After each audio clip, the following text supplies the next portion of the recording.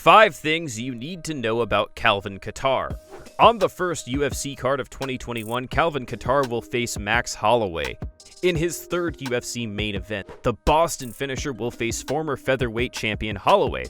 The fight is gearing up to be a cracker, given both fighters' striking strengths. Before the blockbuster card on January 16th, here we take a look at the 5 things you need to know about him.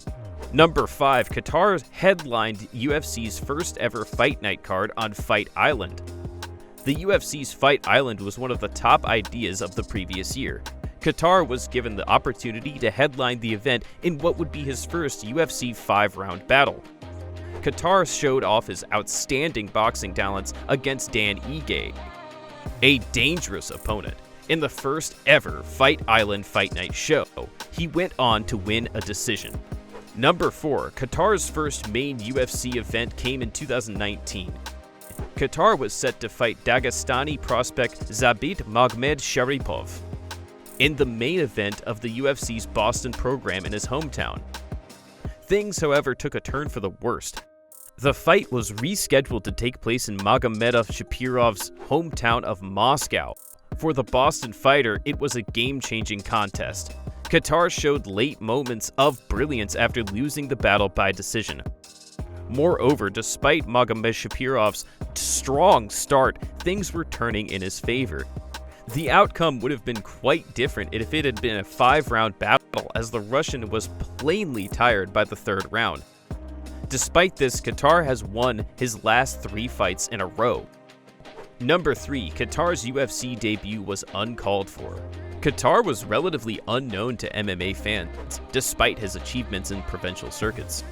In fact, the UFC didn't call him until Doo Ho Choi had to draw from his fight against Andre Fili at UFC 214. To keep Fili on the card and improve his stock, the Boston finisher was brought in. Kattar, on the other hand, made the most of the situation. He displayed his amazing boxing talents by winning every round against Fili, a promising young fighter. With only one performance, he went from being a relatively unknown fighter to being on everyone's radar. Another thrilling stoppage victory over the division's dark horse, Shane Burgos, established his status as a fan favorite. Number 2. Kattar went on with an 8-year winning streak. Kattar began his winning streak in regional circuits in 2010. In 2017, he joined the UFC and fought Andre Fili at UFC 214. His first 2 UFC fights were victories. He then backed out of a decision against Renato Carneiro. It was his first loss as a professional in over 8 years. Number 1. Kattar trained with the Diaz brothers. When Kattar was 19 years old, he had the opportunity to practice with the famed Diaz brothers. Observing them train had an impact on his own training. Quote, "I was getting around 3 bloody noses a day. I'm out here looking around, I'm on my own. However, it was a fantastic opportunity long term. I was able to see these athletes on their training methods on the West Coast. Watching the Diaz brothers train at 1 a.m. and realizing that you can tell yourself that guys don't train like that, but they do.